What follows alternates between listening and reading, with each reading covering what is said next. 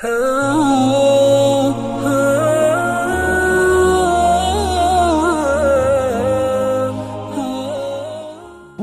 को फूल और सम्मा को परवाना चाहिए।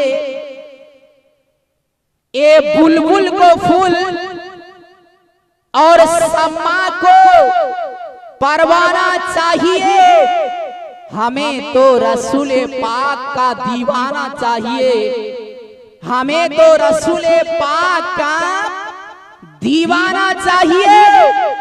और जो जो भी करता है मेरे नबी की बुराई, जो जो भी करता है मेरे नबी की बुराई, उसको तो पैदा होते ही मर जाना चाहिए। जोरे वर्ण सुभान अल्लाह। मुअज़्ज़ज़ सामाईन इकराम, আল্লাহ রাব্বুল আলামিনের অটুট সংবিধান আল কোরআন মহান গ্রন্থ থেকে আমি আয়াতে কারিমা তেলাওয়াত করেছি। বেরাদার সামাইন ইকরাম, আজকে হয়তো মানুষ এই ভেবে, আপনাদের গ্রামটা ঘুরে দেখলাম অনেক বড় গ্রাম, আর এই গ্রামের মানুষ খুব শান্তশিষ্ট মানুষ। আমি মাগরিব এবং এশার নামাজ পড়লাম এখানে, আর আসরের নামাজ পড়েছিলাম ওই সাততলা মসজিদে আপনার কালিয়াচকে, আর জোহরের নামাজ আমাদের গ্রামে পড়ে এসেছি।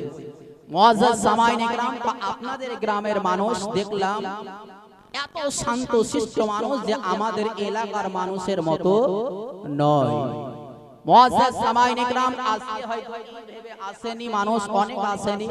ইনশাআল্লাহ তাআলা কালকে আল্লাহ রাব্বুল আলামিন তাদেরকে হেদায়েত দান করবে। নিশ্চয় আজকে আল্লাহ যাদেরকে পাঠিয়েছেন তারা এসেছেন, এবং আপনারা আপনাদের ভিতরে নবীর মোহাব্বত আছে, নবীকে ভালোবাসেন, নবীর ইশক এবং নবীর ভালোবাসা সিনায় নিয়ে আপনারা আজকে এখানে বসে আছেন, নবীর দিওয়ানা। মুআজ্জাজ সামাইন ইকরাম, যাই হোক, আল্লাহ রাব্বুল আলামিন আপনাদের আশা এবং বসা এবং আপনাদের শোনাকে যেন আল্লাহ কবুল করেন। জোরে বলেন আল্লাহু আমিন। মুআজ্জাজ সামাইন ইকরাম, সবাইকে সব জিনিস ভালো লাগে না, হ্যাঁ, সবাইকে সব জিনিস ভালো লাগে না। কাউকে হয়তো খাসির মাংস খেতে ভালো লাগে, কাউকে লাগে না। সবাইকে কি একই রকম লাগে?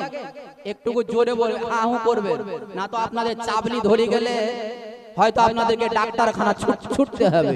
একটু আমার সঙ্গে আপনারা কথা বলবেন। সবাইকে কি খাসির গোশত খেতে ভালো লাগে? গরুর মাংস সবাইকে ভালো লাগে? মুরগির মাংস কাউকে ভালো লাগে, কাউকে ভালো লাগে না। মিলাদও এইরকমই, কাউকে শুনতে ভালো লাগে, কাউকে লাগে না। কেউ হয়তো মিলাদে এই ভেবে আসে যে দেখি মাওলানা গজল পড়তে পারে কি পারে না, দেখি মাওলানা সুর করে বক্তব্য দিতে পারে কি পারে না, হয়তো এই ভেবে আসে।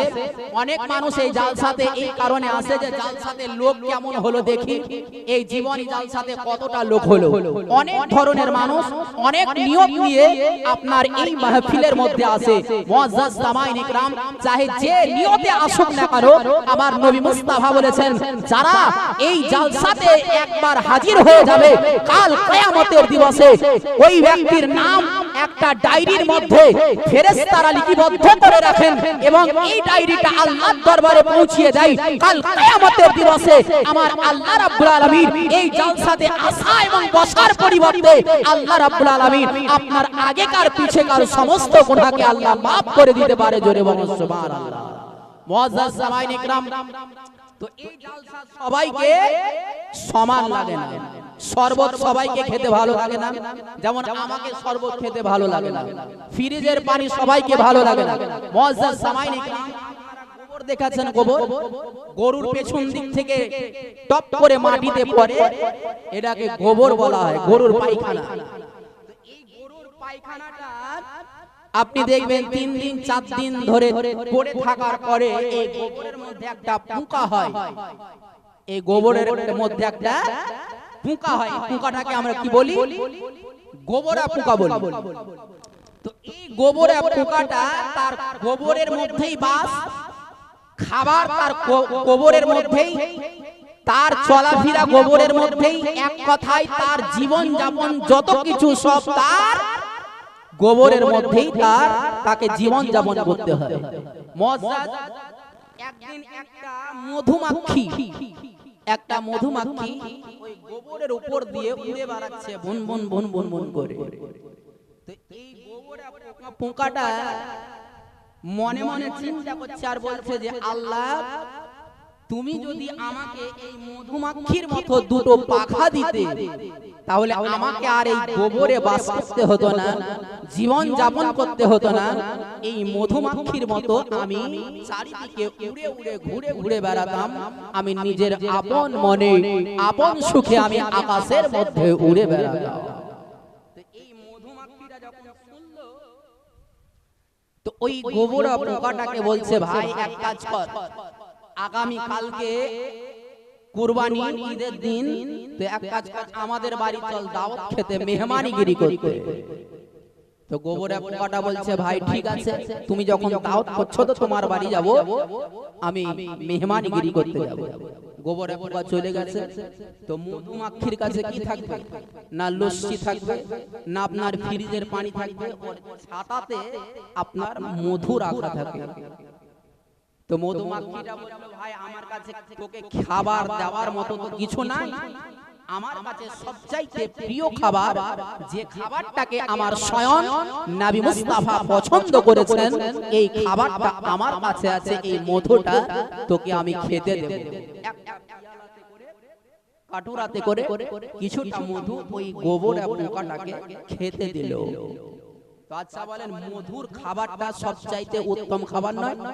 আমার নবী মুস্তাফা সাল্লাল্লাহু তাআলা আলাইহি ওয়াসাল্লামের জীবনে খেজুর এবং মধু, এই দুটো জিনিস আমার নবীর প্রিয় খাবার ছিল।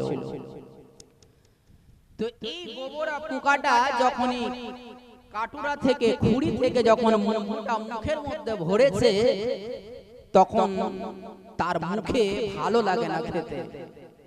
যে সারা জীবন গোবর খেয়ে এলো, এর মুখে যদি মধু ভরে দেওয়া হয় তো একে মধু ভালো লাগবে? তো মুখটাকে বিচকাচ্ছে, মুখটাকে এদিক সেদিক করছে, কাচিমুচি করছে, আর বলছে যে আমাকে এই জিনিসটা খেতে ভালো লাগে না। তো মধুমাক্ষি চিন্তা করলো যে সারা জীবন যে গোবর খেয়ে হলো, সারা জীবন যে গোবরে বাস করলো, তাকে আর মধু কি মজা লাগবে। মুআজ্জাজ সামাইন ইকরাম, এই রূপ জালসা সবাইকে ভালো লাগে না। যারা ড্যান্স দেখে দেখে, যারা যাত্রা পালা শুনে, যারা পঞ্চরাস শুনে, তাদের জীবন যাপন সেখানেই কেটে গেল। আজকে তাদের মুখে জালসা মজা লাগবে না, তাদের ব্রেনে জালসা বসবে না, তাদেরকে জালসা শুনতে আদৌ কোনোদিন ভালো লাগবে না। মুআজ্জাজ সামাইন ইকরাম, যাই হোক, আল্লাহ রাব্বুল আলামিনের কঠোর সংবিধান আল কোরআন, মহান গ্রন্থ, আল্লাহর কোরআন থেকে আয়াতে কারিমা তেলাওয়াত করেছি, কদ জাআকুম মিনাল্লাহি নূরুন ওয়া কিতাবুম মুবিন। নিশ্চয় এসে গেছে তোমাদের কাছে আল্লাহর তরফ থেকে একটা নূর এবং একটা রওশন কিতাব। জোরে বলুন সুবহানাল্লাহ। মুআজ্জাজ সামাইন ইকরাম, এটা তো আমার আল্লাহ রাব্বুল আলামিন আমার নবী মুস্তাফা সাল্লাল্লাহু তাআলা আলাইহি ওয়াসাল্লামের ব্যাপারে আমার আল্লাহ বললেন যে আমি তোমাদের কাছে একটা পাঠিয়েছি নূর আর একটা রওশন কিতাব। নূর বলতে কাকে বোঝায়? নূর বলতে আমার বিশ্ব নবী সাল্লাল্লাহু তাআলা আলাইহি ওয়াসাল্লামকে। আর কিতাব বলতে যে কিতাবটা আপনি আমি সারা পৃথিবীর মুমিন মুমিনাত, সারা পৃথিবীর ঈমানদার ব্যক্তিরা, আমাদের ছোট থেকে বড় পর্যন্ত আমরা সকলে তেলাওয়াত করি। আল্লাহ রাব্বুল আলামিন এই কোরআন সম্বন্ধে আল্লাহ রাব্বুল আলামিন বললেন কি তোমাদের কাছে একটা আমি রওশন কিতাব পাঠিয়েছি, নূরি কিতাব পাঠিয়েছি, বুরহান কিতাব পাঠিয়েছি।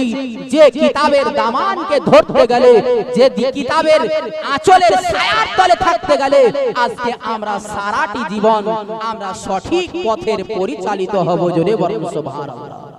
মুআজ্জাজ সামাইন ইকরাম, আল্লাহ রাব্বুল আলামিনের এই কোরআন, যে কোরআনকে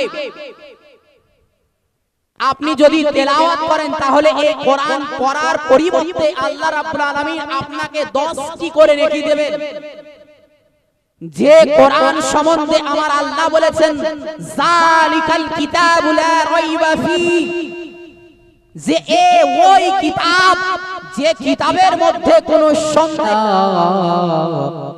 মোহাম্মদ হরদম যাবা से निकालो पाक नबी मोहम्मद सल्लल्लाहु अलैहि वसल्लम। सामाईन इकराम, আল্লাহ রাব্বুল আলামিন বলছেন যে এই কিতাবকে যারা তেলাওয়াত করবে তাদেরকে একটা হরফের বদলাতে তাকে 10টি করে নেকি দেওয়া হবে। সামাईन इकराम, আল্লাহ রাব্বুল আলামিন তিনি বললেন বান্দারে শোনো রে, যারা এই কিতাবকে একবার তিলাওয়াত করবে, এই কিতাবের একটা হরফকে যারা তেলাওয়াত করবে, একটা হরফের বদলাতে আল্লাহ রাব্বুল আলামিন বলছেন যে তাকে 10টি করে নেকি দেওয়া হবে। যে কিতাবকে ছুঁতে গেলে নেকি পাওয়া যায়, যে কিতাবকে পড়তে গেলে নেকি পাওয়া যায়, যে কিতাবকে পাশে বসে শুনতে গেলে নেকি পাওয়া যায়, যে কিতাবকে সিনার মধ্যে জড়িয়ে ধরলে সিনা কুশাদা হয়ে যায়, যে কিতাবখানাকে চেহারাতে মলতে গেলে চেহারার মধ্যে লাবণ্য চলে আসে। বেরাদার, যে কিতাবকে যদি আপনি যদি কিতাবকে সকাল বেলায় একদিন একবার করে যদি মাত্র একটি পৃষ্ঠা করে প্রতিদিন যদি অভ্যাস করে নেয়, এই কোরআনকে তেলাওয়াত করে নেওয়া বেরাদার, তাহলে আপনার যেদিন মওত আসবে, আপনি যেদিন ইন্তেকাল করে যাবেন, আপনি যেদিন দুনিয়া ছেড়ে চলে যাবেন, সেই দিন আপনার কবরের মধ্যে এই কোরআনের ওসিলাতে আপনার কবরের আযাবটি মাফ হয়ে যাবে। এই কোরআনকে যদি দেখলে নাকি পাওয়া যায়, ছুলে নাকি পাওয়া যায়, শুনলে নাকি পাওয়া যায়, তাহলে এই কোরআনটাকে আল্লাহ কত সৌন্দর্য বানিয়েছে বাবা। এই কোরআনটার মর্যাদা আল্লাহ কত দিয়েছে। যদি কোরআনের যদি এত মর্যাদা হয়, কোরআনের যদি এত সৌন্দর্য হয়, তাহলে কোরআন লানেওয়ালা কত সুন্দর হতে পারে। যে কোরআন এনেছে, এই কোরআন যদি এত মর্যাদাময় হয়, কোরআন যদি এত সম্মানীয় হয়, কোরআন যদি এত সুন্দর হয়, তো যিনি কোরআন নিয়ে এসেছেন ওনার কত আল্লাহ সম্মান দিয়েছেন, ওনাকে আল্লাহ কত সৌন্দর্য বানিয়েছেন। মুআজ্জাজ সামাঈন ইকরাম, আমার বিশ্ব নবী সাল্লাল্লাহু তাআলা আলাইহি ওয়াসাল্লাম একদিন দাঁড়িয়ে আছেন। আমার নবীর চেহারা কত সুন্দর ছিল যে আমার নবীর কদম মোবারকের তলাটাকে আকাশের চন্দ্র যদি একবার দেখে নিত, তো আকাশের চন্দ্র লজ্জাতে নিজের মুখখানাকে ঢেকে নিত। জোরে বলুন সুবহানাল্লাহ। আমার নবী একদিন দাঁড়িয়ে আছেন, তো আবু জেহেল ওই রাস্তা দিয়ে চলে আসছে। আবু জেহেল ছিল আমার নবী মুস্তাফার নিজের চাচা ছিল। আমার নবী মুস্তাফার নিজস্ব চাচা ছিল আবু জেহেল, কিন্তু সবচাইতে বড় আপনার দুষ্ট মানুষ ছিল আবু জেহেল, মানে মূর্খের বাপ ছিল। আবু জেহেল রাস্তা দিয়ে চলে আসছে, আমার নবী দাঁড়িয়ে আছেন। তো আবু জেহেল বলছে যে হে ইবনে আব্দুল্লাহ, হে মোহাম্মদ ইবনে আব্দুল্লাহ, তোমার চেহারাটা একেবারে বদসুরত, দেখতে খুবই খারাপ। আমার নবী মুস্তাফা বললেন সাদ্দাক্তা, তুমি সত্য বলেছো। আবু জেহেল চলে গেল। তার কিছুক্ষণ পরে হযরতে আবু বকর সিদ্দিক রাদিয়াল্লাহু তাআলা আনহু তিনি ওই রাস্তা দিয়ে চলে আসছেন। হযরতে আবু বকর সিদ্দিক রাদিয়াল্লাহু তাআলা আনহু আমার নবীর চেহারা আমার নবীর মুখমণ্ডল খানাকে, আমার নবী মুস্তাফার চেহারা শরীফকে দেখে হযরতে আবু বকর সিদ্দিক রাদিয়াল্লাহু তাআলা আনহু, আমার আবু বকর সিদ্দিক নবী মুস্তাফার এত প্রেমিক ছিলেন, নবীর এত আশিক ছিলেন। হযরতে আবু বকর সিদ্দিক আমার নবীর সঙ্গে মদিনার প্রত্যেকটা গলিতে গলিতে আমার নবীর সাথী ছিলেন। হযরতে আবু বকর সিদ্দিক মক্কা থেকে মদিনা পর্যন্ত তিনি যে হিজরত করেছিলেন, এই হিজরতের সাথী আমার আবু বকর সিদ্দিক ছিলেন। বেরাদার সামাইন ইকরাম, আমার নবী মুস্তাফা যেদিন পর্দা করে গেলেন, আবু বকর সিদ্দিক আমার নবীর পাশে ঘুমিয়ে আমার নবী মুস্তাফার কবরের সাথী হয়ে আবু বকর সিদ্দিক কবরের মধ্যে ঘুমিয়ে আছেন। জোরে বলুন সুবহানাল্লাহ। কেমন আমার নবীর আশিক ছিলেন হযরতে আবু বকর সিদ্দিক রাদিয়াল্লাহু তাআলা আনহু। তিনি এলেন, আসার পরে নবীর নূরানী চেহারাখানাকে দেখে হযরতে আবু বকর সিদ্দিক বলছেন, ইয়া রাসূলুল্লাহ, আপনার মতো সৌন্দর্য, আপনার মতো চেহারাবান, আপনার মতো এত নূরানীময় চেহারা আমি পৃথিবীর বুকে আর দ্বিতীয় কাউরির দেখিনি। জোরে বলুন সুবহানাল্লাহ। তো আমার নবী বললেন, সাদ্দাকতা, তুমি সত্য কথা বললে। সামাইন ইকরাম, বাপজেরা, ফায়রা, ও মুসলমানেরা, ও ঈমানদারেরা, আমার আবু বকর সিদ্দিক রাদিয়াল্লাহু তাআলা আনহু তিনি আমার নবী মুস্তাফার সামনে হাত জোড় করে দাঁড়িয়ে বলছেন, ইয়া রাসূলুল্লাহ,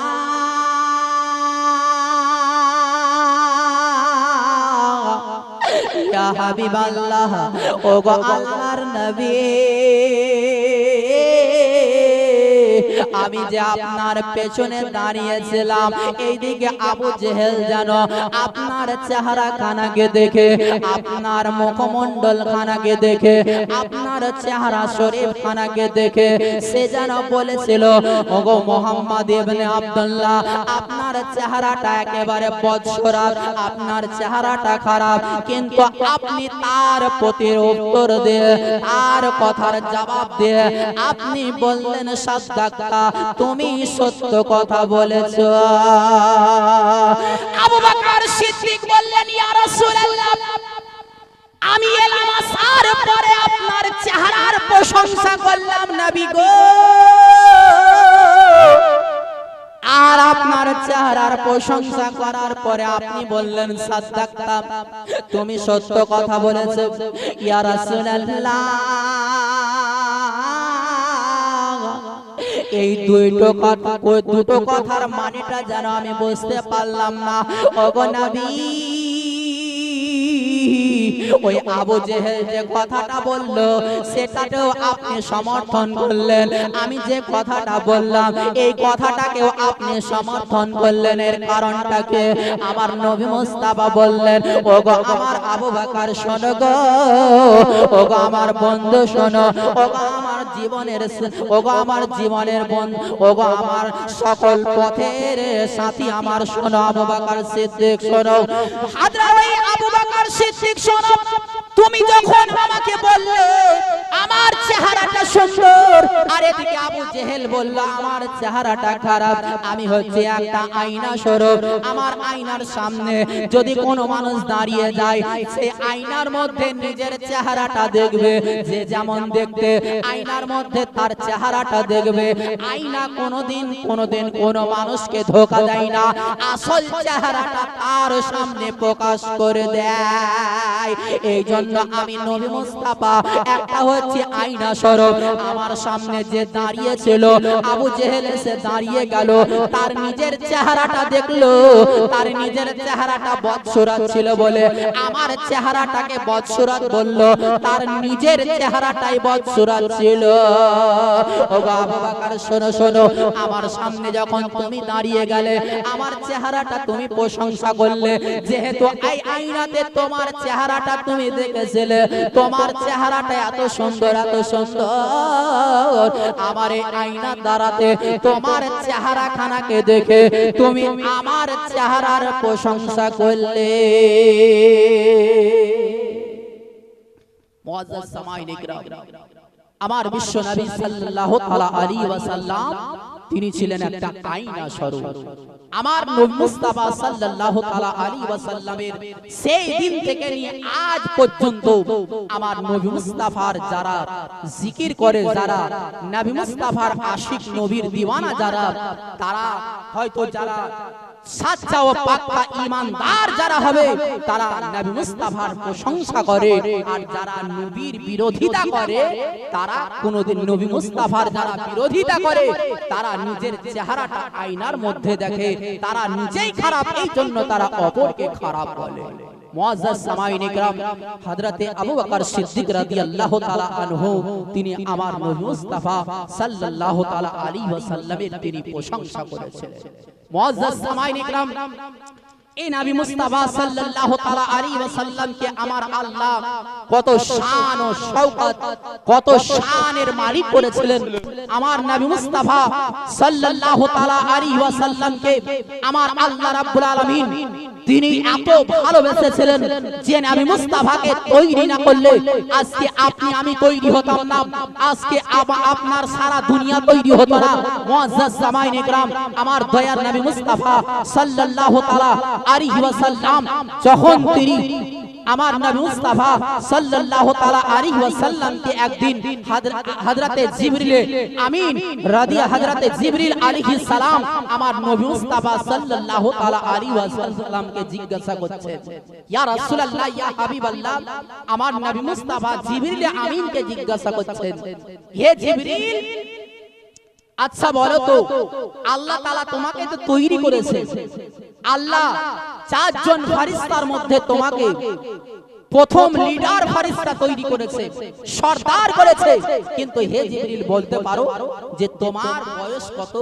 হযরতে জিবরিল আমিন বলেছিলেন সেদিন, ইয়া রাসূলুল্লাহ, আমার বয়স কত এটা আমি বলতে পারবো না, কিন্তু ইয়া রাসূলুল্লাহ আমি একটা নিদর্শন দেখেছিলাম, একটা নিশানি দেখেছিলাম, এই নিশানিটা যদি আপনার কাছে আমি ব্যক্ত করি, আপনার কাছে প্রকাশ করি ইয়া রাসূলুল্লাহ, তাহলে আপনি অনুমান করতে পারবেন যে আমার বয়স কতটা বয়স। দয়ার নবী মুস্তাফা বললেন, ও জিবরিল আমিন, বলো গো বলো, তোমার নিদর্শনটা বলো, তোমার নিশানিটা কি বলো। হযরতে জিবরিল আমিন সেদিন বলেছিলেন, ইয়া রাসূলুল্লাহ,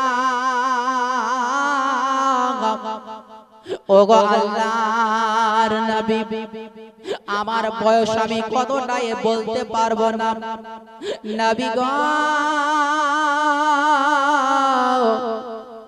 কিন্তু যেদিন আমাকে আল্লাহ রাব্বুল আলামিন তৈরি করলেন সেদিন যেন আমি আকাশের দিকে তাকিয়েছিলাম, আর আকাশের মধ্যে আমি একটা তারকা দেখেছিলাম, ওই তারকাটা যেন ৭৭,০০০ বছর পর একবার উদিত হতো। ইয়া রাসূলুল্লাহ, ওই তারকাটা আমি এক জীবনের মধ্যে একবার বা দুইবার বা তিনবার চারবার পাঁচবার নয়, বরং ওই তারকাটাকে আমি ৭৭,০০০ বার দেখেছিলাম। হযরতে জিবরিল আমিন বলছেন, ইয়া রাসূলুল্লাহ, ৭৭,০০০ বছর পরে একবার উদিত হতো, আর এই তারকাটাকে আমি ৭৭,০০০ বার দেখেছিলাম। আমার নবী মুস্তাফা বলছেন, আচ্ছা বলো তো এই তারকাটাকে যে আজকে তুমি দেখতে পাচ্ছ, তো হযরতে জিবরিল আমিন বললেন, ইয়া রাসূলুল্লাহ, এই তারকাটা আর দেখা যায় না। আমার দয়ার নবী মুস্তাফা বললেন, শোনো ও জিবরিল আমিন, শোনো, ৭৭,০০০ বছর পরে যে তারকাটা তুমি একবার উদিত হতো, যে তারকাটাকে তুমি ৭৭,০০০ বছর দেখেছিলে, ওই তারকাটা অন্য কেউ ছিল না, বরং আমি নবী মুস্তাফা নূর হয়েছিলাম। নবী মুস্তাফা বলছে যে এই তারকাটা অন্য কেউ ছিল না, বরং যে তারকাটা তুমি দেখতে আকাশের মধ্যে, এই তারকাটা আমি ছিলাম, আমার নূর ছিল। জোরে বলুন সুবহানাল্লাহ। হযরতে জিবরিল আমিন বললেন, ইয়া রাসূলুল্লাহ, ইয়া হাবিবাল্লাহ, নবী গো,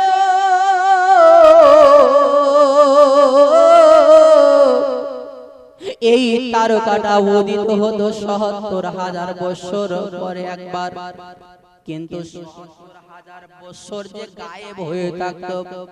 ইয়া রাসূলুল্লাহ, ওগো আল্লাহর নবী, এই তারকাটা ৭০,০০০ বছর। অপারেটর वाला, আপনি কোথায় আছেন?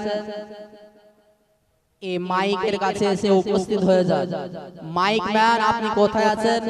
আপনার মাইকের কাছে এসে উপস্থিত হয়ে যান। সামাইকেরা, আমার দয়ার নবী মুস্তাফা বললেন, ওগো জিবরিল, আমি যখন নামাজের হালাতে ছিলাম, আমি যখন কায়াম করে থাকতাম, তখন তুমি আমার নূরটাকে দেখতে পেতে। আমি এইভাবে ৭০,০০০ বছর ধরে আমি নামাজের হালাতে, আমি কায়ামের হালাতে আমি দাঁড়িয়ে থাকতাম। আমি যখন রুকু করে একেবারে সাজদার হালাতে চলে যেতাম, তখনই আমার নূরটা গায়েব হয়ে যেত, তুমি তখন দেখতে পেতে না। আমি আল্লাহ রাব্বুল আলামিনের দরবারে আমি ৭০,০০০ বছর ধরে আমি সাজদার হালাতে আমি পড়ে থাকতাম। আমার নবী মুস্তাফা সাল্লাল্লাহু তাআলা আলাইহি ওয়াসাল্লাম, উনি আজ হয়তো আমরা নামাজ পড়ি, আজকে আমরা নামাজ পড়ি, তো হয়তো আমাদের নামাজ কত, হয়তো 5 থেকে 10 মিনিট টাইম লাগে, কিন্তু দয়ার নবী মুস্তাফা যেদিন আলামে আরওয়াহের মধ্যে ছিলেন, নবী যখন নূরের হালাতে ছিলেন, আমার নবী মুস্তাফা তিনি তখনও জানতেন নামাজ কি জিনিস। আমার নবী ইলমে গায়েবের দাতা নবী, আমার নবী তখনও জানতেন নামাজ কয় রাকাত হবে, রুকু কেমন হবে, কিয়াম কেমন হবে, সাজদা কেমন হবে। এটা আমার নবী মুস্তাফা, আমার আল্লাহ রাব্বুল আলামিন আমার নবী মুস্তাফাকে আল্লাহ জানিয়ে দিয়েছিলেন। জোরে বলুন সুবহানাল্লাহ।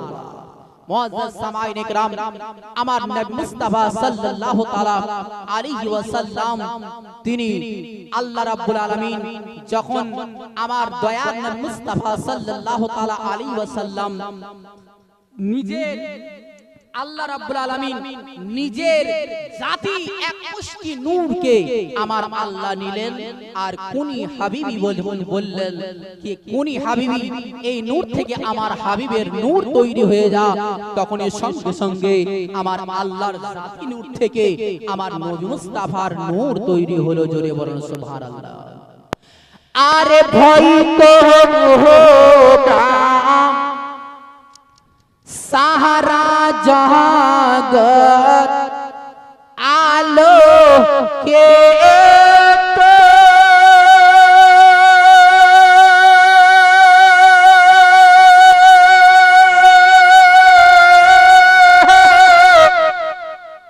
কারণ রেতে হইল এত রে,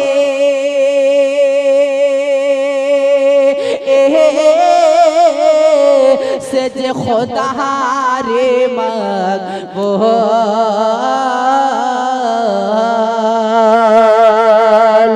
তুই জগতে হবে না কে তাহার শামত, তুই জগতে হবে না কে তাহার শামত। একটু জোরে বলুন সুবহানাল্লাহ, আর একটু মোহাব্বতে বলুন সুবহানাল্লাহ। আপনাদের ব্যাটারি কি ডাউন হয়ে গেছে না চার্জ হয়ে যাচ্ছে? হ্যাঁ, আপনাদের ব্যাটারি ডাউন, একটু ব্যাটারিকে চার্জ করেন আর মোহাব্বতে জোরে বলুন সুবহানাল্লাহ। আর সারা জগৎ আলোকিত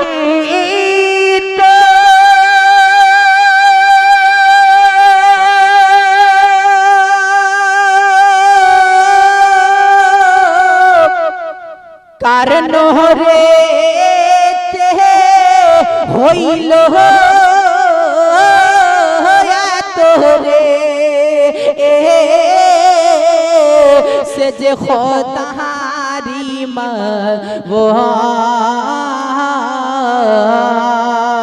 মওয়াল দুই জগতে হবে না কেউ তাহার সমতল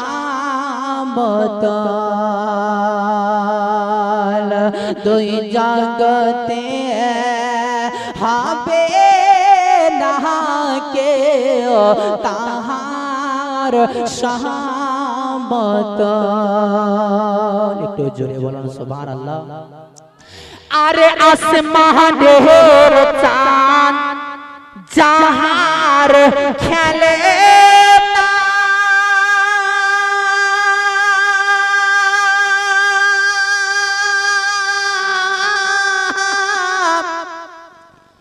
ফারিস্তারা দোলাই দোলনা রে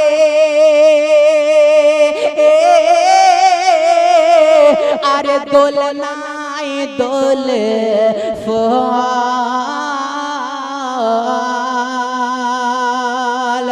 দুই জগতে হবে না কেউ তাহার সমতল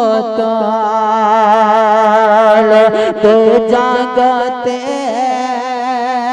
হবে না কেউ তাহার সমতল।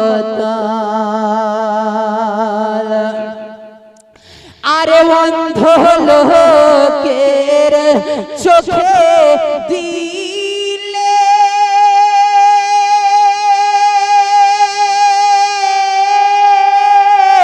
অন্ধ চোখটি যাইছে খুলে রে আরে চোখে দিলে ঢল দুই জগতে হবে না কেউ তাহার সমতল দুই জগতে হবে না কেউ তাহার সমতল।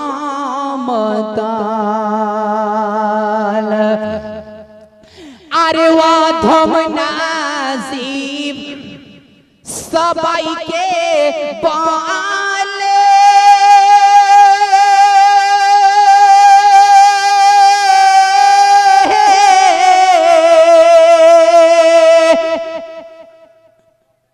একজন 500 টাকা আর একজন 500 টাকা জালসা দিয়ে আছে তো সুবহানাল্লাহ সুবহানাল্লাহ। দেখেন গাজাল শুনে প্রথম দিনে 500 টাকা করে দিয়েছে সুবহানাল্লাহ।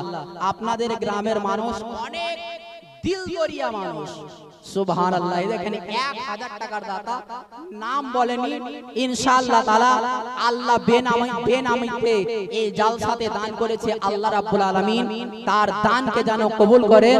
একবার মোহাব্বতের সহিত একবার নারায়ে তাকবীর লাগান তো নারায়ে তাকবীর নারায়ে রিসালাত 500 করে 1000 টাকার দাতা নারায়ে তাকবীর নারায়ে রিসালাত সুবহানাল্লাহ।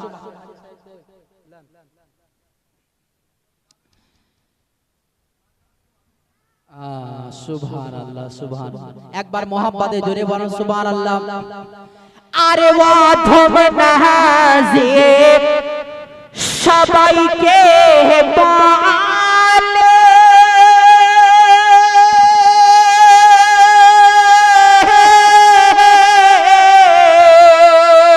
দরদ পার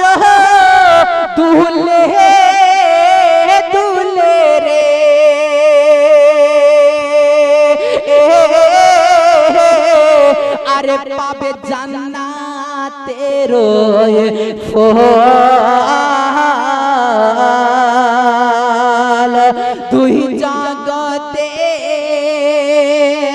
হবে না কেউ তাহার সমতল দুই জগতে হবে না কেউ তাহার সমতল সামাইনিকেরা বান্দেরা ভাইরা আমার আল্লাহ রাব্বুল আলামিন যখন নবী মুস্তাফার নূরটাকে একেবারে কুদরতি হাতে করে নিয়ে আসেন আমার নবী মুস্তাফার নূরটাকে যেন আল্লাহ রাব্বুল আলামিন নিজের কুদরতি চোখের দ্বারায় নিজের কুদরতি দৃষ্টি দ্বারায় আল্লাহ যেন নবীর নূরটাকে দেখছেন আর নবীর নূর যেন আল্লাহকে দেখছে জোরে বলো এইভাবে আল্লাহ নবীকে দেখছে আর নবী আল্লাহকে দেখে এইভাবে আল্লাহ নবীর নূরকে দেখেন নবীর নূর আল্লাহকে দেখে এইভাবে কয়েক লক্ষ বছর ধরে আল্লাহকে দেখে নবী আর নবী দেখে আল্লাহকে এইভাবে আল্লাহ আশিক এবং মাসুকের মধ্যে এমনই প্রেম ভালোবাসার মধ্যে আবদ্ধ হয়েছিল বাবা আমার আল্লাহ রাব্বুল আলামিন বলেছেন যে আমার নবীর নূরে এই সারা জগৎটাকে আমি তৈরি করলাম আবার নবী মুস্তাফা সাল্লাল্লাহু তাআলা আলাইহি ওয়াসাল্লামের এই নূরটাকে আল্লাহ উনি চার ভাগ করলেন এক ভাগ দুই ভাগ তিন ভাগ প্রথম ভাগে আল্লাহ আরশ তৈরি করলেন লৌহ করলেন আর জান্নাত তৈরি করলেন এই তিন ভাগে আল্লাহ যখন তৈরি করে দিলেন বাঁচে এক ভাগ এই ভাগটাকে আবার তিন ভাগ করলেন এই তিন ভাগে আল্লাহ জাহান্নাম আসমান জমিন আল্লাহ রাব্বুল আলামিন চন্দ্র সূর্য তৈরি করলেন আবার নূরটাকে তিন ভাগ করে আল্লাহ রাব্বুল আলামিন পৃথিবীর মধ্যে যাবতীয় জিনিস আছে সমস্ত জিনিসকে তৈরি করলেন আবার নূরটাকে তিন ভাগ করে আল্লাহ রাব্বুল আলামিন আপনাকে আমাকে তৈরি করলেন মুআজ্জাজ সামাইনে کرام আজকে আমার নবী মুস্তাফার ওসিলাতে এই লাউড স্পিকার তৈরি এই বাল্ব তৈরি আসমান জমিন তৈরি আপনিও আমি তৈরি আজ আপনি আমি যে কথা বলি আপনিও আমি আজ জীবন যাপন করি এটা আমার পয়গম্বর আযম নবী মুস্তাফা সাল্লাল্লাহু তাআলা আলাইহি ওয়াসাল্লামের সাথে আমার নবীর নূরকে আল্লাহ যদি তৈরি না করতেন তাহলে আজকে আপনিও আমি জমিনের মধ্যে আসতে পারতাম না জোরে বলেন সুবহানাল্লাহ মুআজ্জাজ এইভাবে অনেক ঘটনা আছে কিন্তু সেই ঘটনাটা বলতে গেলে হয়তো এই দিককার ঘটনা বলা যাবে না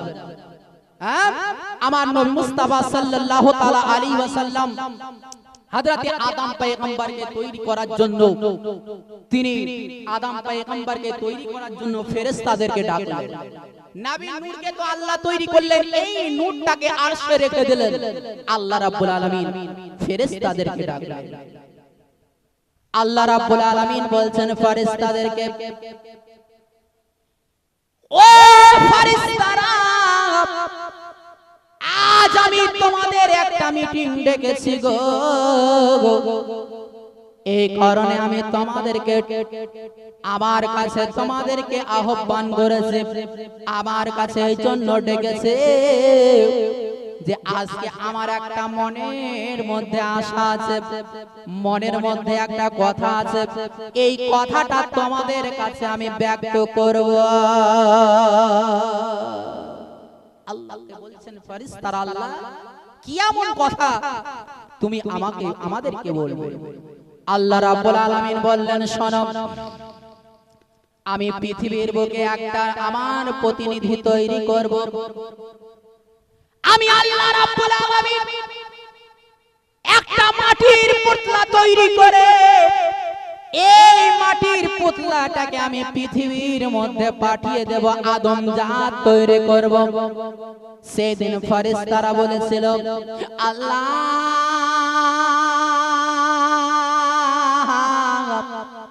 ওগো আমার আল্লাহ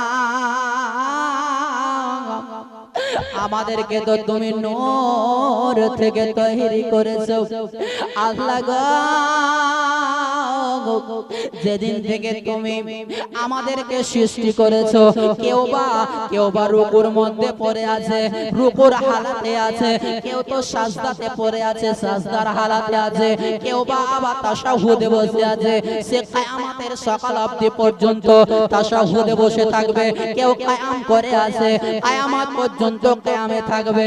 ওগো আল্লাহ, আমরা যথেষ্ট ভাবে তোমার ইবাদত করে, তোমার বন্দেগী করে, ওগো আল্লাহ, ওই আদম জাতকে তুমি দুনিয়াতে তৈরি করিও না। আল্লাহ বললেন, ইন্নী আলামু মা লা তা'লামুন, আমি যেটা জানি সেটা তোমাদের বুঝার শক্তি নাই। যেহেতু আমি আদম জাতকে আমি তৈরি করব, আমার মনের একটা স্বাদ আশা আছে, কারণ আছে। মুআজ্জাজ সামাঈন ইকরাম, হযরতে জিবরিল আমিনকে পাঠালেন, যাও দুনিয়াতে যাও, এক মুষ্টি মাটি নিয়ে এসো, আদমকে তৈরি করব। জিবরিল আমিন এলেন দুনিয়াতে, কিন্তু মাটি কান্না করতে লাগলো, চলে গেল। অনেক বড় লম্বা চওড়া ঘটনা আছে, আপনাকে শর্ট বলছি। হযরতে জিবরিল আমিন চলে গেলেন, ইসরাফিল এলেন। ইসরাফিল যখন দেখলেন মাটি কান্না করছে, সেও ঘুরে চলে গেল। হযরতে মিকাইল এলেন, মিকাইল আলাইহিস সালাম মাটি কান্না করতে লাগলো, সেও চলে গেল আল্লাহর দরবারে। অবশেষে আল্লাহ ইসরাইলকে বললেন, যাও পৃথিবীতে এক মুষ্টি মাটি নিয়ে এসো। তো ইসরাইল এলেন, আসার পরে মাটির উপরে যখন হাত রাখলেন, তো মাটি কান্না করতে লাগলো। ওই মাটিটা যেন কান্না করতে লাগলো। মাটি বলতে লাগলো, ইসরাইল, এইভাবে আমার সিনাকে ছিঁড়ে তুমি আমার সিনা থেকে মাটিটা নিয়ে যেও না গো, যেহেতু আমাকে অনেক কষ্ট হবে। সেদিন ইসরাইল আলাইহিস সালাম বলেছিলেন, শোনো, আল্লাহ রাব্বুল আলামিনের আদেশ, আমি যদি আজ বিনা মাটি নিয়ে যদি আল্লাহর দরবারে ফেরত যাই, তাহলে আল্লাহর কথাটাকে অমান্য করা হবে, আল্লাহর আদেশকে পালন করা হবে না। এই জন্য ইসরাইল আলাইহিস সালাম পৃথিবীর বুকে চতুর্থ জায়গা থেকে, কয়েকশো জায়গা থেকে, আলাদা আলাদা জায়গা থেকে এতটুকু করে এক মুষ্টি মাটি নিয়ে আল্লাহ রাব্বুল আলামিনের দরবারে হলেন হাজির। ইসরাইলকে জিজ্ঞাসা করছেন আল্লাহ, ইসরাইল, তুমি যে মাটি নিয়ে এলে, জিবরিল আমিন আনতে পারলো না, ইসরাফিল মিকাইল এরা আনতে পারলো না, তুমি মাটি আনলে। তো ইসরাইল বলল, আল্লাহ, মাটি আমার কাছে অনেক কান্না করেছিল, কিন্তু তার কথাটাকে আমি কর্ণপাত করলাম না, আমি তোমার আদেশটাকে মেনে তার কাছ থেকে মাটি আমি তোমার কাছে হাজির করলাম। সেই দিন আল্লাহ রাব্বুল আলামিন বললেন, শোনো ও ইসরাইল, শোনো গো, এই মাটি থেকে আমি যে আদম জাতকে তৈরি করব, আমি যে আদম আলাইহিস সালামকে তৈরি করব, এই আদমের পৃষ্ঠ থেকে যত মানুষ দুনিয়াতে তৈরি হবে, সমস্ত মানুষের জানটাকে হরণ করার জন্য তোমাকে দায়িত্ব দিলাম। ইসরাইল আলাইহিস সালামকে আল্লাহ সেই দিন দায়িত্ব দিয়েছিলেন জান কবজ করার জন্য। মুআজ্জাজ সামাঈন ইকরাম, হযরতে ইসরাইল আলাইহিস সালাম যখন মাটিটা এনে দিলেন, আল্লাহ রাব্বুল আলামিন এই মাটির উপরে পানি বর্ষণ করলেন 40 দিন ধরে। 40 দিন ধরে পানি বর্ষণ করলেন, তো 39 দিন ধরে দুঃখের পানি বর্ষণ করলেন, আর মাত্র একদিন খুশির পানি বর্ষণ করলেন। 40 দিন পরে আল্লাহ একেবারে অধিকতম রৌদ্র দিলেন, এত তীক্ষ্ণ রৌদ্র দিলেন যে মাটিটা শুকিয়ে যেন খনখনে হয়ে গেল, সলসলিন একেবারে টনটনে হয়ে গেল। আবার এই মাটির উপরে পানি বর্ষণ করলেন, আবার রোদ দিলেন। এইভাবে এই মাটিটাকে মুআজ্জাজ সামাঈন ইকরাম আল্লাহ রাব্বুল আলামিন নিজের কুদরতি হাতের দ্বারাই হযরতে আদম পয়গম্বরের একটা 60 হাতের লম্বা একটা মাটির পুতলা তৈরি করলেন। জোরে বলুন সুবহানাল্লাহ। হযরতে আদম আলাইহিস সালাম তিনি কত হাতের লম্বা ছিলেন? 60 হাতের লম্বা ছিলেন। ওনার কাদ লম্বা ছিলেন 60 হাত। ওনার পেটের গোলাইটা কত ছিল? 60 গজ ছিল। 60 গজ ছিল গোলাই, পেটের গোলাইটা। তো উনি একটা গমের রুটি খেতেন, একটা মাত্র একটা গমের রুটি খেতেন হযরত আদম আলাইহিস সালাম। তো এই গমটা তাহলে কত ওজন হবে? একটা গমের ওজন কতটা হবে? মুআজ্জাজ সামাইন ইকরাম, লেখক লিখেছেন, কোন রাবী লিখেছেন যে এই একটা গমের ওজন আপনি 1 লক্ষ 1 টাকাকে কয়েন, নোট নয় কয়েন গুলো, আপনার খুচরো পয়সাগুলো এক পাল্লাতে রাখেন 1 লক্ষ 1 টাকা, আর একটা গম আপনি এক পাল্লাতে যদি রেখে দেন তাহলে সমান ওজন হবে। জোরে বলুন সুবহানাল্লাহ। এত মোটা গম ছিল, আল্লাহ তৈরি করেছিলেন, গেহু তৈরি করেছিলেন। এই একটা গমের রুটি তৈরি করে হযরতে আদম পয়গম্বর আলাইহিস সালাম মাত্র একখানা তিনি রুটি খেতেন। জোরে বলুন সুবহানাল্লাহ। তো এত লম্বা চওড়া গম, 1 লক্ষ 1 টাকা ওজনের একটা গম। তো এই গমটাকে হযরতে হাওয়া আলাইহিস সালাম পিসাই করতেন, করার পরে একটা রুটি তৈরি করতেন। তো রুটিটা কত লম্বা চওড়া হতো? যদি 1 কুইন্টাল যদি আটা হয়, তো 1 কুইন্টাল আটার যদি একটাই রুটি তৈরি করে তাহলে কত লম্বা চওড়া হবে? তো বলছে একটা মানুষ এইভাবে পায়ে হেঁটে যদি 500 পা যদি হেঁটে যায়, 500 কদম, তো যত দূর যাবে এইখান থেকে অত দূর পর্যন্ত একটা রুটির গোলাই ছিল। জোরে বলুন সুবহানাল্লাহ। কত বড় লম্বা চওড়া রুটি হযরতে আদম আলাইহিস সালাম, হাওয়া আলাইহিস সালাম তৈরি করতেন, আর হযরতে আদম আলাইহিস সালাম তিনি ভক্ষণ করতেন। মুআজ্জাজ আদম আলাইহিস সালামকে যখন আল্লাহ তৈরি করলেন, তিনার পুটলিটা যখন দাঁড়িয়ে ছিল, তো এই ইজাজিল যে ছিল, যে শয়তান, ইবলিস শয়তান, ওই রাস্তা দিয়ে হেঁটে যেত। তো হযরতে আদম আলাইহিস সালামের মুখ দিয়ে ঢুকতো আর পেছন দিক দিয়ে বেরিয়ে যেত। ফেরেশতাদেরকে এসে বলতো যে এই আদমের ভিতরে কিছু নাই, খোকলা একেবারে কিছু নাই। ফেরেশতারা আদম আলাইহিস সালামের পুটলিটাকে দেখে ভয় পেত, থরথর করে কাঁপতো, ভয় পেত। তো এই শয়তান যখন মুখ দিয়ে ঢুকবার পায়খানার দ্বার দিয়ে বাইরে হতো, ভিতরে ঢোকার পরে দেখতো যে শুধু অন্ধকার আর অন্ধকার, কিছু নাই, মাল মশলা কিছু নাই। মুআজ্জাজ সামাইন ইকরাম ফেরেশতাদেরকে বলতো একে দেখি ভয়ও না, ডর করিও না, যে তুই এর ক্ষমতা কিছু নাই। মুআজ্জাজ সামাইন ইকরাম অবশেষে আমার আল্লাহ রাব্বুল আলামিন ওই নবী মুস্তাফার যে নূরকে আল্লাহ নিজের জাতি নূর থেকে তৈরি করেছিলেন, ওই নূরটাকে আল্লাহ আদম আলাইহিস সালামের পেশানির মধ্যে রেখে দিলেন। জোরে বলুন সুবহানাল্লাহ। সামাইনে কেরাম, আল্লাহ রাব্বুল আলামিন আদম আলাইহিস সালামের যখন ভিতরে একটা রূহকে ফিট করে দিলেন,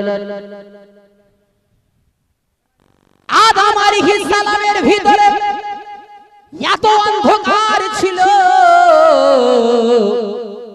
এত অন্ধকার ছিল, রূহটা যেন বেরিয়ে চলে এলো। আল্লাহ ওগো আল্লাহ, আমাকে তুমি যে জায়গাতে রেখেছিলে এই জায়গাটাই এত অন্ধকার, ঘোর অন্ধকার, এই জায়গাতে আমি যেন থাকতে পারবো না।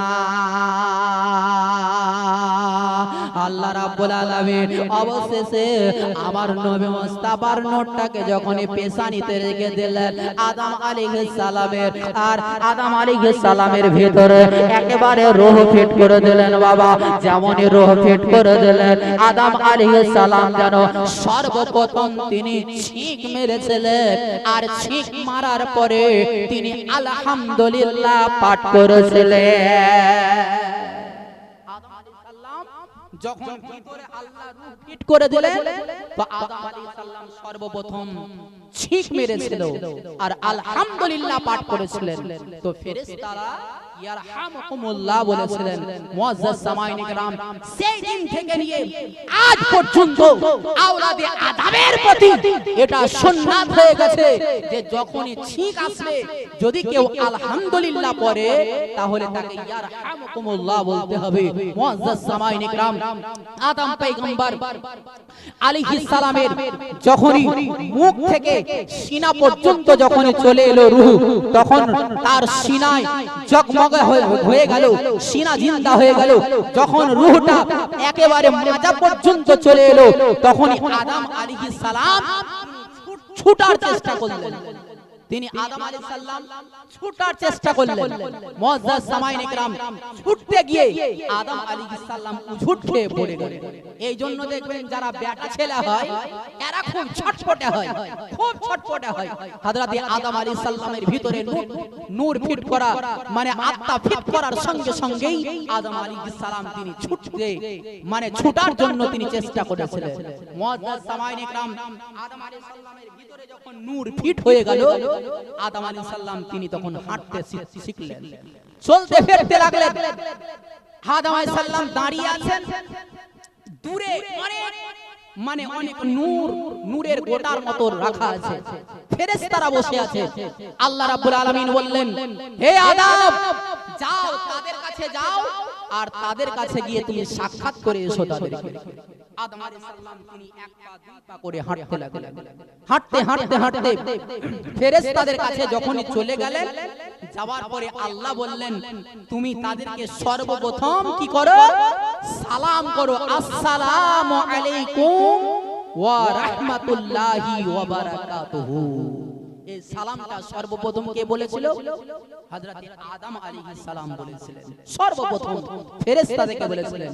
ফেরেশতারা তার প্রতি উত্তরে বললেন, ওয়া আলাইকুমুস সালাম ওয়া রাহমাতুল্লাহি ওয়া বারাকাতুহু। মুআজ্জাজ সামাঈন ইকরাম, এই সালামের কথা কখন থেকে চালু? হযরত আদম আলাইহিস সালামের জামানা থেকে এই সালামটা বলা এবং উত্তর দেওয়া আদম আলাইহিস সালামের সুন্নাহ। জোরে বলুন সুবহানাল্লাহ। মুআজ্জাজ সামাঈন ইকরাম, এখন 11টাই বাজেনি, হয়তো আপনারা হেফসে গেছেন বোধহয়, এই জন্য আপনারা সুবহানাল্লাহ জোরে বলেন না। হ্যাঁ, খেস্তে গেছেন বোধহয়, আপনারা খেস্তে গেছেন জি। হ্যাঁ, একটু হাত উঠিয়ে জোরে বলেন তো ইয়া রাসূলুল্লাহ। যারা যারা হাত উঠাবে এই হাত কোনোদিন জাহান্নামে যাবে না। নবীর নামে যদি কেউ হাত উঠিয়ে দেয় এই হাত কোনোদিন জাহান্নামে যাবে না। তো এই হাত যদি জাহান্নামে না যায় তো আপনাকে আল্লাহ জাহান্নামে দিবে? আল্লাহ জাহান্নামে দিবে না। মুআজ্জাজ সামাঈন ইকরাম, যাই হোক আল্লাহ রাব্বুল আলামিন যখন নূরে মুহাম্মাদীকে আদম পয়গম্বরের পেশানিতে রেখে দিলেন তো আল্লাহ বললেন যে আদম পয়গম্বরকে সাজদা করো। তো সর্বপ্রথম আদম পয়গম্বরকে সাজদা করেছিল হযরত ইসরাফিল আলাইহিস সালাম। কোন টাইমে? আপনার জুম্মার দিন ছিল, জোহর থেকে আসরের মধ্য সময়টাই, এই সময়ে আদম আলাইহিস সালামকে সাজদা করার জন্য বলেছিলেন। সমস্ত ফেরেশতারা যখন সাজদা করলেন, সিজদা থেকে মাথা উঠালেন তো দেখছে যে শয়তান ইবলিস আদম পয়গম্বরের দিকে আপনার নেড়া করেছে পাছা, আর অন্যদিকে মুখ করে দাঁড়িয়ে আছে। ফেরেশতারা চিন্তা করলো যে এই ইবলিস তো সাজদা করেনি, আবার দ্বিতীয়বার সাজদা করলেন। এই সাজদাটা কতদিন ধরে ফেরেশতারা করেছিলেন? 100 বছর ধরে সাজদার মধ্যে পড়েছিলেন। 100 বছর ধরে যখন সিজদা থেকে মাথা উঠালেন ফেরেশতারা তখন দেখলেন যে এই শয়তানের মুখটা একেবারে খিঞ্জিরের মতো হয়ে গেছে, একেবারে শুয়োরের মতো হয়ে গেছে, কালো কুরশিত হয়ে গেছে। এই দৃশ্য দেখে ফেরেশতারা আবার তৃতীয়বার সাজদাতে চলে গেলেন। এই তৃতীয়বার সাজদাতে 500 বছর ধরে আদম পয়গম্বরের সামনে ফেরেশতারা সাজদাতে রত হয়েছিল। জোরে বলুন সুবহানাল্লাহ। মুআজ্জাজ সামাঈন ইকরাম, ফেরেশতারা 3 বার সাজদা করেছিলেন। একবার আল্লাহর, একবার হুকুমি সাজদা, একবার তাজিমি সাজদা, আর তৃতীয়বার যে সাজদাটা করেছিল এটা ইবলিস শয়তানের চেহারা কুর্সিত হয়ে যাওয়ার কারণে শুকরানা তৃতীয় সাজদাটা করেছিল। মুআজ্জাজ সামাইন ইকরাম, তো আমাদের সামনে দুটো সাজদা আমরা করি, একটা সাজদা হচ্ছে আল্লাহর আর দ্বিতীয়টা হচ্ছে ফেরেশতাদের সুন্নাত। মুআজ্জাজ সামাইন ইকরাম, আল্লাহ রাব্বুল আলামিন আদম পয়গম্বরের এই নূরটাকে যখনই পেশানিতে লাগিয়ে দিলেন, ফেরেশতারা চারিদিকে ঘোরাঘুরি করতেন। আল্লাহ রাব্বুল আলামিনকে বললেন, ফেরেশতারা, ইয়া রাব্বুল আলামিন, এই ফেরেশতারা আমার সামনে কেন দাঁড়িয়ে থাকে? আল্লাহ রাব্বুল আলামিন বললেন, আদম, তোমার পেশানিতে নূরে মুহাম্মাদি রাখা আছে, এই কারণে ওই নূরে মুহাম্মাদিটার জিয়ারত করে তারা তোমার চারিপাশে তারা প্রদক্ষিণ করে, ঘোরাফেরা করে। আমার আদম পয়গম্বর সেদিন বলেছিলেন, ওগো আল্লাহ, ওই নূরে মুহাম্মাদিকে পেশানিতে তুমি রেখেছো, আমি দেখতে পাই না। আল্লাহ গো, এই নূরটাকে যদি আমার এই বুড়ো আঙুলের মধ্যে, নখের মধ্যে যদি তুমি রেখে দিতে, তাহলে আমি জান ভরে, প্রাণ ভরে, মন ভরে আমি নবী মুস্তাফার নূরকে আমি দর্শন করতাম। জোরে বলো। আল্লাহ রাব্বুল আলামিন পেশানি থেকে নূরটাকে এই দুটো আঙুলে জাহির করে দিলে, আদম পয়গম্বর যেমনই এই নূরটাকে দেখলেন বাবা, তিনি নবী মুস্তাফার নূর খানাকে দেখে তিনি যেন মুখের মধ্যে রেখে চোখে রাখলেন, আর একটা ছোট্ট দরুদ করলেন, কুররাতু আইনি বিকা ইয়া রাসূলুল্লাহ, আপনি হচ্ছেন আমার চোখের ঠান্ডা নবী, ইয়া রাসূলুল্লাহ, ইয়া হাবিবাল্লাহ, মেরা হযরতে আদম আলাইহিস সালাম আমার নবীর নূর খানাকে দেখে সর্বপ্রথম তিনি চুম্বন দিয়েছিলেন। আর সেই দিন থেকে নিয়ে আজ পর্যন্ত আমাদের আব্বা করেছিল যে কাজটা, আমরা বেটা হয়ে আজ সেই কাজটা, বাপের সুন্নাতকে আমরা পালন করি। আমরা যখন নবীর নাম শুনি তখন কি করি? এইভাবে আমরা চুম্বন দেই। এই কাজটা সর্বপ্রথম কে করেছিল? হযরতে আদম পয়গম্বর আলাইহিস সালাম করেছিল। সামাইনে কেরাম, বাপদেরা, ভাইরা, আদম আলাইহিস সালামের পেশানি থেকে এই নূরটা আদম পয়গম্বরের যখন ইন্তেকালের সময় চলে এলো, এই নূরটা যেন ট্রান্সফার হয়ে ঈসা আলাইহিস সালামের পেশানিতে চলে এলো। ঈসা আলাইহিস সালাম কে ছিলেন? হযরতে আদম আলাইহিস সালামের বেটা ছিলেন। মুআজ্জাজ সামাইন ইকরাম, এই আদম আলাইহিস সালামের ঘটনা আর নূরের ঘটনাটা যদি বলা যায় তো দুদিন ওইদিকে কেটে যাবে, কিন্তু আপনাকে ছেড়ে ছোট্ট ছোট্ট করে হয়তো শোনালাম, দুদিন সময় ওইদিকে কেটে যাবে। সামাইন ইকরাম, এই ঈসা আলাইহিস সালাম হযরতে আদম আলাইহিস সালামের সন্তান ছিলেন। এই ঈসা আলাইহিস সালামের মাজার বর্তমান যুগে আমাদের হিন্দুস্তানের মধ্যে অযোধ্যার মধ্যে তিনার মাজার আছে বাবা। হায়রাত আঙ্গেজ ইসলামী মালুমাত বলে একটা কিতাব আছে, আর তাজকিরাতুল আম্বিয়া এই কিতাবের মধ্যে লেখা আছে যে হযরতে ঈসা আলাইহিস সালামের মাজার আমাদের হিন্দুস্তানের মধ্যে ওই অযোধ্যার মাটির মধ্যে আছে। আমাদের হিন্দুস্তানে একজন নবীর মাজার আছে, জোরে বলুন সুবহানাল্লাহ। কিন্তু আমরা জানি না, হয়তো সবাই জানেন অযোধ্যা কোন দিকে? এই অযোধ্যার মাটিতে হযরতে ঈসা আলাইহিস সালামের মাজার।